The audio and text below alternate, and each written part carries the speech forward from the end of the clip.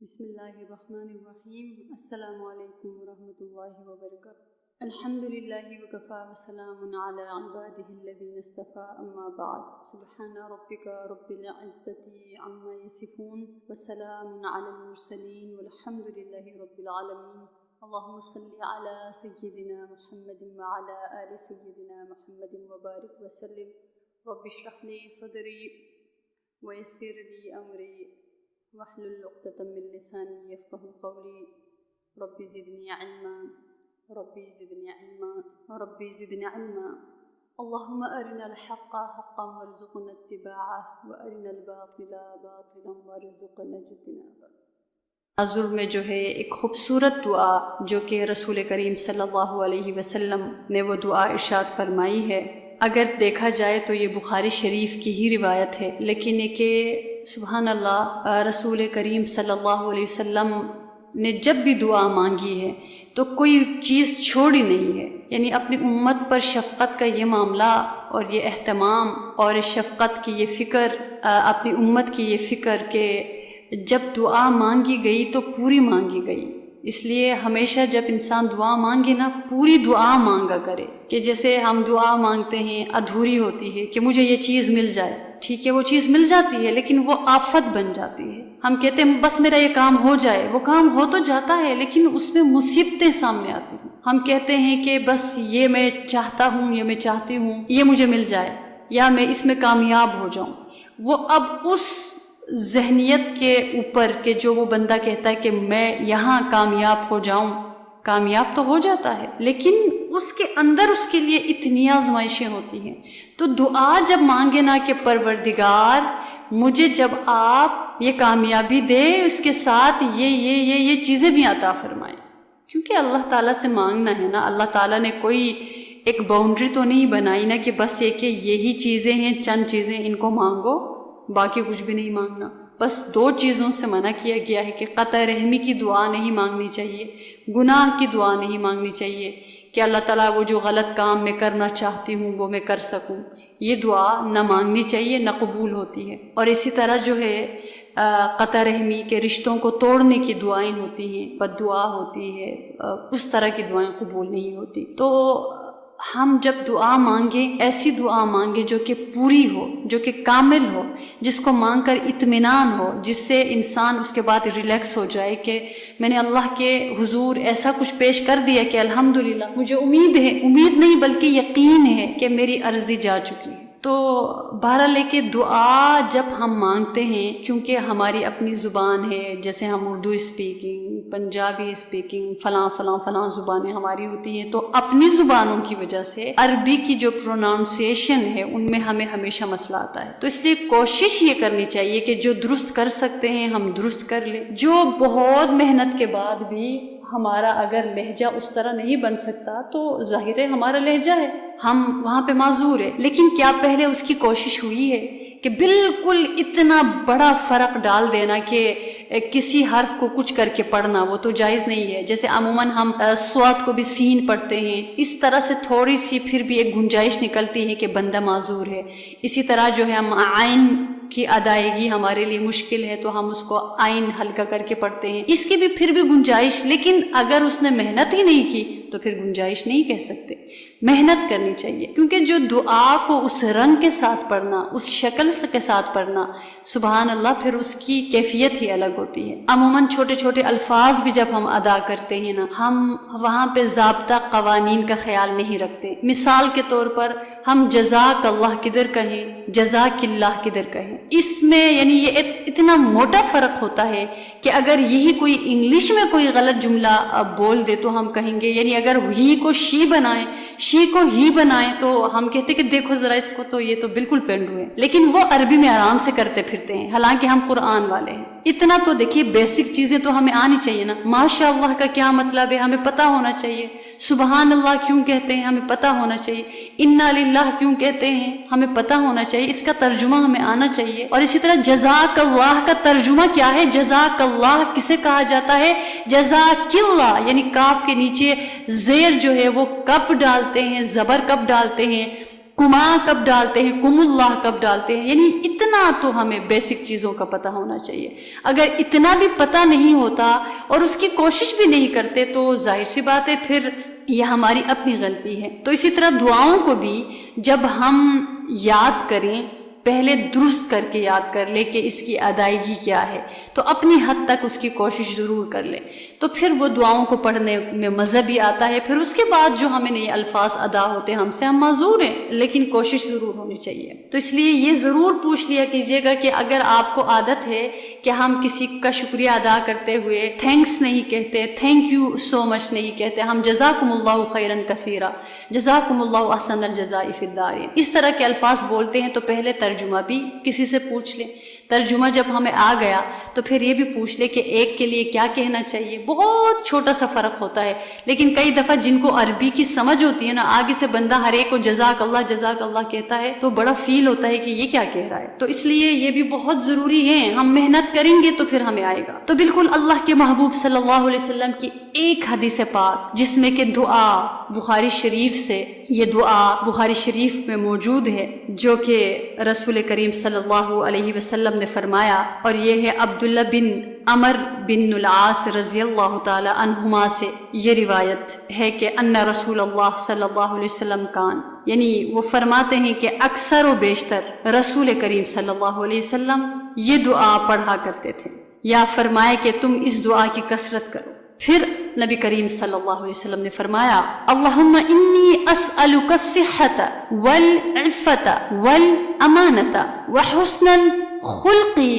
والرضا بالقدر والعیش بعد الموت۔ اللہم انی اسألک الصحۃ والعفۃ والامانۃ وحسن الخلق والرضا بالقدر والعیش بعد الموت، کہ اے اللہ میں آپ سے سوال کرتا ہوں صحت کا اور پاک دامنی کا اور امانت کا اور اچھے اخلاق کا اور تقدیر پر راضی رہنے کا اور مرنے کے بعد والی زندگی کا۔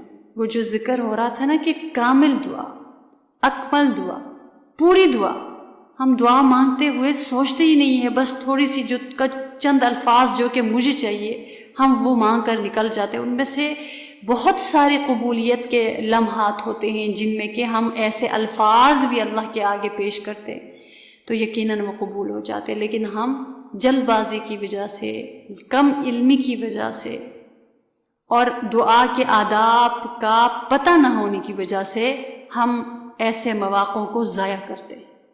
تو رسول کریم صلی اللہ علیہ وسلم سے زیادہ کون جان سکتا ہے کہ دعا کیا چیز ہے؟ اس لیے اللہم انی اسألک، دیکھیے دعا کو بتایا گیا نا کہ الدعاء مخ العبادہ، کہ دعا جو ہے وہ عبادت کا مغز ہے۔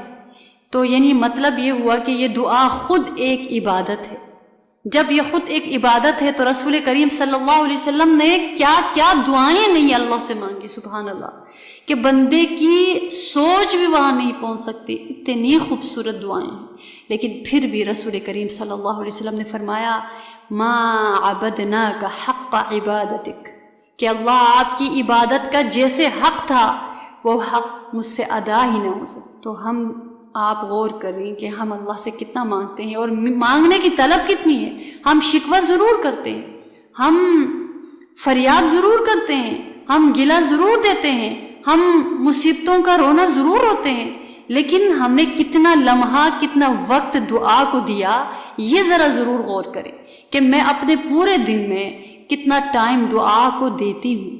یہ بہت ضروری ہے، جتنا حصہ ہم دے رہے ہیں اس حصے کی مصیبتیں تو ٹل گئی نا، یہ تو ہم لکھ لیں، یہ ہو ہی نہیں سکتا۔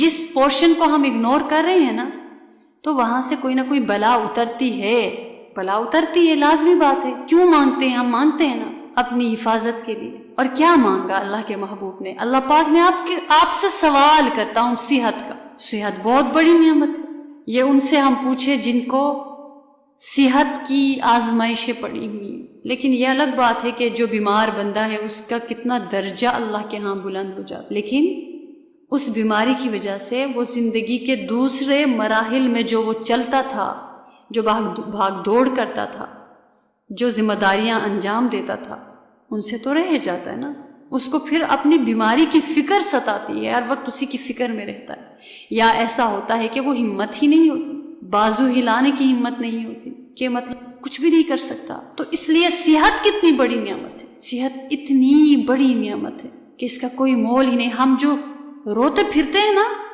ہم ذرا اپنے اندر جھانک کر دیکھیں کہ مجھے صحت ملی ہوئی ہے، میرے بازو سلامت ہے، میرے پاؤں سلامت ہے، میری آنکھ، کان، زبان، چکھنے کی حس میرے پاس ہے، میں چکھ سکتی ہوں کسی بھی چیز کو، سانس لے سکتی ہوں، میں سو سکتی ہوں بغیر کسی میڈیسن کے۔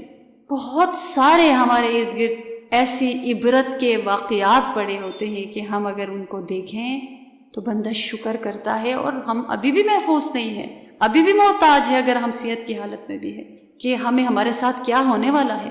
تو اس لیے اس کے لیے کیا ہمیں بتایا کہ مانگو، بیمار ہے تب بھی مانگو، صحت میں ہے تب بھی مانگو۔ تو اللہ کے محبوب صلی اللہ علیہ وسلم نے فرمایا صحت ہو تو پھر ساری چیزیں ہیں، اور پھر فرمایا عفت کہتے ہیں نا عموماً پاک دامنی کو، حیا کو، تو یہ عفت بہت بڑی شے ہے۔ انسان بڑا اس طور پہ تو نہیں کہہ سکتے غرور کرتا ہے نا، غرور نہیں، ایک مان ہوتا ہے کہ میرے پاس عفت ہے، میرے پاس عزت ہے، میرے پاس حیا ہے۔ یہ کتنی بڑی نعمت ہے، اس نعمت کو مانگا گیا ہے، یہ اتنی بڑی نعمت ہے، اس کو مانگا گیا ہے، اس لیے اس کو مانگنا چاہیے۔ صحت کے بعد جتنی بھی چیزیں ہیں نا، اگر دیکھا جائے تو ان کا تعلق صحت کے ساتھ ہے۔ تو صحت کے لیے عفت ضروری ہے۔ اگر بندہ عفیف نہیں ہوگا تو وہ بھی بیماری ہے نا ایک طرح سے۔ جو بندہ حیا سے محروم ہے وہ بھی بہت بڑا بیمار ہے۔ تو بیماری صرف جسمانی ہی نہیں نا، روحانی بھی تو بیماری ہوتی ہے۔ انسان اندر سے حسد کے مرض میں مبتلا ہے، کینے کے مرض میں مبتلا ہے، بغض کے مرض میں مبتلا ہے۔ ادھر اس کو ڈاکٹر کہہ دے کہ کینسر ہے تو وہ سارا دن رات ایک کر دیتا ہے۔ اس کو اگر ادھر پتہ ہے کہ میں کینہ ور انسان ہوں، میرے اندر کینہ، بغض، حسد یہ مرض ہے، تو ان کو تو بتایا کہ تکبر تو ایٹم بم ہے، اس سے بھی یعنی انسان کی نیکیوں کو ختم بھسم، تو یہ بھی تو بیماریاں ہیں۔ ان بیماریوں کو ہم بیماری سمجھتے ہیں، ادھر سے سجدہ کر لیا، اٹھ کے سلام پھیر کے کینے میں مبتلا ہے۔ تو بے شک یہ کہ عفت بھی ایک بیماری ہے، تو اگر عفت نہیں ہے تو بندہ پھر بھی بیمار ہے۔ تو عفت، حیا، پاک دامنی اللہ سے مانگنا چاہیے ان کو۔ اور عفت کے لیے امانت ضروری ہے، تو فرمایا والامانت، اللہ پاک امانت کا بھی سوال ہے۔ جیسے آنکھ کی امانت کہ اگر دیکھا جائے تو اللہ رب العالمین 2 امانتوں کا ذکر فرمایا نا، یعلم خائنۃ الاعین وما تخفی الصدور، اللہ تعالیٰ آنکھوں کی خیانت اور دل کی خیانت سے باخبر ہیں۔ امانت کے خلاف استعمال کو ہی خیانت کہتے ہیں نا۔ اس لیے جو شخص آنکھ کے اعتبار سے امانت دار ہے، سینہ دل کے اعتبار سے امانت دار ہے، وہ اعضاء کی تمام قوتوں کو بھی اللہ کی مرضی کے مطابق استعمال کرے گا۔ اور امانت کے خلاف استعمال سے صحت کو اس وجہ سے نقصان پہنچتا ہے کہ خیانت بہت بڑی بیماری ہے، اور ہر بیماری دل کو بے سکون کرتی ہے، اور دل کی بے سکونی صحت کو خراب کرتی ہے۔ چاہے کتنی ہی عمدہ غذا کھائے اس کو مزہ نہیں آتا۔ اور امانت کے لیے ایک اور چیز ضروری ہے، یعنی ایک تو پتہ چل گیا صحت، پھر عفت، پھر امانت، اور امانت کے لیے حسن خلق۔ اللہم حسنت خلقی فحسن خلقی، اللہ جیسے آپ نے مجھے حسین بنایا، اشرف المخلوقات بشر بنایا، میرے اخلاق کو بھی حسین بنائے۔ یہ جب انسان شیشہ دیکھتا ہے تو یہ دعا مانگتا ہے۔ تو اس لیے امانت کے لیے حسن خلق ضروری ہے نا۔ جس بندے میں یعنی ایک ایسے اعمال میں بد اخلاقی میں مبتلا ہے، خلق میں بھی، پاک دامنی بھی ایک طرح سے خلق میں ہی ہے، تو لہٰذا جس کے اندر صبر نہیں ہوگا وہ بد کرداری میں مبتلا ہو جائے گا، بد عملی میں مبتلا ہو جائے گا، دل کی حفاظت نہیں کرے گا، آنکھ کی حفاظت نہیں کرے گا۔ تو حسن خلق سے جو ہے، اس سے انسان کی صحت بھی بنتی ہے، اس کے اندر امانت بھی آتی ہے، اور اس کے اندر عفت بھی۔ تو حسن خلق سمجھ لیجیے گا کہ اس بندے کو کہا جاتا ہے نا جو اخلاق سے مرکب ہے، کہ اس کے اندر یہ تمام چیزیں ہیں، امانت داری بھی ہے، اس کے اندر عفت بھی ہے، اس کے اندر صبر و شکر بھی ہے۔ تو جب یہ ساری چیزیں انسان کے کنٹرول سے نکل جائیں گی تو وہ ظاہر ہے حسن خلق سے آراستہ تو نہیں ہوگا نا۔ اس لیے نبی کریم صلی اللہ علیہ وسلم نے یہ خوبصورت دعا ہمیں سکھائی ہے اور اللہ سے مانگی ہے کہ اللہ حسن خلق عطا فرما، والرضا بالقدر، اللہ کے فیصلے پر راضی رہنا، کیونکہ جو بندہ اللہ کے فیصلے پر راضی نہیں رہتا دل پریشان رہتا ہے، اس کی وجہ سے بھی انسان کی صحت بگڑ جاتی ہے، اس کو کسی کھانے میں پینے میں مزہ نہیں آتا۔ تو اس لیے تقدیر پر راضی رہنا کہ جس میں میرے رب نے مجھے رکھا، کہ اس نے کوشش کی، ایک ایسا ہوتا ہے نا کہ انسان کا یہ رنگ ہے وہ تو وہی رنگ رہے گا، انسان کا یہ قد ہے وہی قد رہے گا، انسان جس خاندان میں پیدا ہوا اسی خاندان کا حصہ ہوگا۔ اور کچھ چیزیں ایسی ہوتی ہیں جن کو کہ کرنا ہوتا ہے، مثلاً کہ اس نے کوئی کام شروع کیا، اس کام کے لیے کوشش کی، دوڑ دھوپ کی، سب کچھ کیا، پھر بھی نہیں ہوا، تو دونوں صورتوں میں وہ راضی رہے نا۔ اگر اس کا ایک کلر ہے اس کے اوپر راضی رہے، نہ کہ خود کو کوستا رہے، ایک قد ہے اس پہ راضی رہے، نہ کہ خود کو کوستا رہے۔ جس خاندان سے ہے اللہ کا شکر ادا کرے، راضی رہیں۔ اور اسی طرح وہ جو دوسری صورت ہے کہ ایک کوئی کام ہے اس کے لیے ساری کوششیں کی لیکن پھر بھی نہیں ہوا، وہاں پہ بھی راضی رہیں کہ پروردگار میں نے تو اپنی کوشش کر لی، اس کا مطلب ہے اس میں میرے لیے بہتری نہیں ہے، یہ نہیں ہوا، اسی میں خیر، تو وہ راضی رہتا ہے۔ اور راضی رہنے والا بندہ جو ہے نا وہ خوش رہتا ہے اور تمام اللہ کی عطاؤں کو انجوائے کرتا ہے۔ ورنہ تو جس بندے کے پاس ہزاروں نعمتیں بھی ہونا ایک چیز نہیں ہے، اور وہ بندہ جب تقدیر پر راضی نہیں رہتا نا وہ روتا پھرتا ہے۔ اور پھر فرمایا سب سے بڑی چیز والعیش بعد الموت، یعنی اس کا مطلب کیا ہے؟ پروردگار مجھے موت کے بعد جو عیش ہے وہ عطا کرنا، یعنی مرنے، ویسے عیش تو کہتے ہیں نا موت کے بعد کی زندگی، اس پر راضی رہنا، والعیش بعد الموت۔ اللہ تعالیٰ میں آپ سے سوال کرتا ہوں مرنے کے بعد والی زندگی کا، اور وہاں کے عیش کا، وہاں کی آسانیوں کا، وہاں کی نعمتوں کا، وہاں کی عزتوں کا، وہاں کی عفتوں کا۔ عفت تو دنیا سے ہے، وہاں کی برکتوں کا، وہاں کی رحمتوں کا، وہاں کی تجلیات کا، وہاں کے قرب کا۔ تو یہ کتنی خوبصورت دعا ہے کہ اللہم انی اسألک الصحۃ والعفۃ والامانۃ وحسن الخلق والرضا بالقدر والعیش بعد الموت۔ اللہ میں آپ سے سوال کرتا ہوں صحت کا، پاک دامنی کا، امانت کا، اچھے اخلاق کا، تقدیر پر راضی رہنے کا، اور مرنے کے بعد والی زندگی کا۔ تو یہ خوبصورت دعا ہم اس مہینے میں مانگا کریں تو اس میں دنیا بھی ہے اور آخرت بھی ہے۔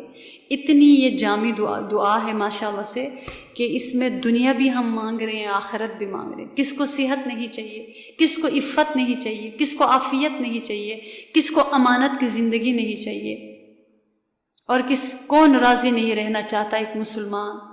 تو جب اللہ مدد فرماتے ہیں تو یہ ساری نعمتیں مل جاتی ہیں۔ تو اللہ رب العالمین سے ہم مانگیں گے، اس دعا کا مفہوم ہمیں کم از کم پتہ ہونا چاہیے، اور پھر ہم اپنی دعاؤں میں ان دعاؤں کو مانگا کریں۔ ہم کثرت سے استغفار پڑھا کریں، کثرت سے درود شریف پڑھا کریں، کم از کم 3 مرتبہ ڈیلی لا الہ الا انت سبحانک انی کنت من الظالمین پڑھا کریں۔ انسان کی زندگی کی تمام بہت سارے مسائل کا اللہ نے علاج رکھا ہے۔ حسبنا اللہ و نعم الوکیل پڑھا کرے، اللہ نے بہت برکتیں رکھی۔ لا حول ولا قوت الا باللہ پڑھا کریں، اللہ نے بہت برکتیں رکھی۔ اب دیکھیے کہ وظائف کو ہم ان کیفیات کے ساتھ پڑھیں نا، بہت کچھ اس کی زندگی میں تبدیلی آتی ہے، اس کو پتہ بھی نہیں لگتا۔ ان کو ڈیوائڈ کریں اپنی نمازوں کے بعد، رات کی تسبیحات میں، صبح کی تسبیحات میں، نمازوں کے بعد کی تسبیحات میں، چلتے پھرتے جو پڑھتے ہیں ہم پڑھ لیا کریں، اللہ کو یاد کیا کریں، اللہ کا ذکر کیا کریں۔ ان کے پڑھنے کی بے بہا برکتیں، اللہ تعالیٰ کے جو صفاتی ناموں میں سے یا ذا الجلال والاکرام، سبحان اللہ، انتہائی 2 نام، 2 اللہ پاک کی صفات آتی ہیں نا اس میں، جلال اور اکرام۔ تو جو بندہ مانگتا ہے یا ذا الجلال والاکرام، تو اللہ کی اتنی بڑی صفات کا انسان ذکر کرتا ہے مخاطب کرتے ہوئے اللہ کو، تو کیا اللہ اس بندے کو محروم کریں گے؟ تو یہ نام ہی بذات خود دعا ہے۔ تو ان ناموں کو، اللہ تعالیٰ کے صفاتی ناموں کو قرآن پاک میں موجود ہے کہ اللہ کے ناموں سے اللہ سے دعا مانگا کرو، اچھے اچھے نام ہیں ان کے، تو یہ ان کی صفات ہیں اللہ پاک کی، جتنی خوبصورت صفات ہیں ان پہ غور کر کے اللہ سے مانگے، اللہ رب العالمین ضرور ہماری دعاؤں کو قبول فرمائیں گے۔ اور جتنے بیمار ہیں نا، آپ کو جو بھی بتاتا ہے خصوصی طور پر تمام بیماروں کے لیے آپ مانگا کیجیے گا۔ جب آپ کو پتہ چلتا ہے کہ لوگ فلاں فلاں مقروض ہے، آپ ان کے لیے ضرور دعا کیجیے گا۔ آپ کو پتہ چلتا ہے کہ کسی مصیبت میں ایک انسان مبتلا ہے، آپ ضرور دعا کیجیے گا۔ یعنی ہماری دعاؤں سے ہمارا کچھ نہیں جاتا، لیکن اگلے بندے کی زندگی سنور جاتی ہے، اور اس پر ہمیں اللہ کی طرف سے اتنا کچھ عطا ہوتا ہے کہ جو دوسروں کے لیے مانگتے ہیں وہ نعمتیں بھی مل جاتی ہیں، اللہ کی رضا بھی، اور رسول کریم صلی اللہ علیہ وسلم کی محبت بھی نصیب ہوتی ہے۔